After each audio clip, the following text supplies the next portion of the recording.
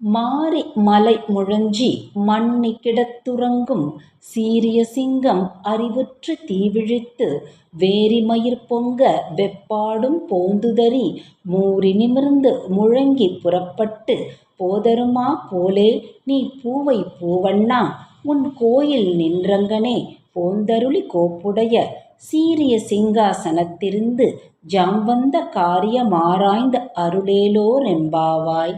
இதன் பொருளாவது, மழைக்காலங்களில் சிங்கம் தன் பெட்டையோடு சேர்ந்து உறங்கும்.